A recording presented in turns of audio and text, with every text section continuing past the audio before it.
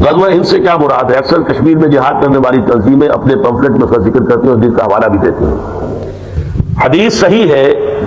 لیکن حدیث میں اصل میں دو غزوات کو جمع کیا ہے ایک حدیث میں۔ عصابتان من امتی احرزہم اللہ من النار، حضور نے فرمایا میری امت کے دو لشکر، دو گروہ ایسے ہیں جن کو اللہ نے آگ سے بچا لیا ہے، آگ سے گویا کہ چھٹکارا ان کا ہو گیا ہے۔ عصابۃ تغزو الہند، ایک گروہ وہ ہوگا جو ہند پر حملہ کرے گا، وعصابۃ تکون مع عیسیٰ ابن مریم، دوسرا گروہ وہ ہوگا جو عیسیٰ ابن مریم کے ساتھ ہو کر یہودیوں سے اور دجال کے خلاف جنگ کرے گا۔ اب ان دونوں کا ایک حدیث میں ہونا لازماً میرے نزدیک ثبوت ہے اس کا کہ یہ سائملٹینیس ہوں گے، ورنہ غزوہ ہند جو ہے وہ تو محمد ابن قاسم بھی آئے تھے، اکیلا غزوہ تو پھر وہ ہو چکا، پھر وہ حدیث کا بلچہ پورا ہو چکا، پھر اب آپ آگے اس کو کوٹ نہ کیجیے۔ اسی طریقے سے پھر محمد غوری نے بھی حملے کیے اور محمود غزنوی نے بھی کیے، یہ ابھی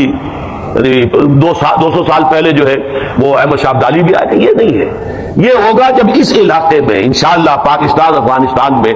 وہ خلافت علی منہاج النبوہ کا نظام صحیح قائم ہو جائے گا، متمکن ہو جائے گا، پھر یہ دائیں اور بائیں، شرق اور غرب میں دونوں طرف ایکسٹینشن ہوگی، اور ہند کی طرف بھی اور ادھر دوسری طرف یہ کہ یہودیوں کے، اسرائیل کے اور یہودیوں کے خلاف جنگ ہوگی۔ یہ ان کے بارے میں ہے، یہ نہیں ہے جو اس وقت جو ہے کشمیر میں جا کر رہے ہیں، یہ خام خواہ انہوں نے اپنے اوپر اس کو چسپاں کر لیا ہے۔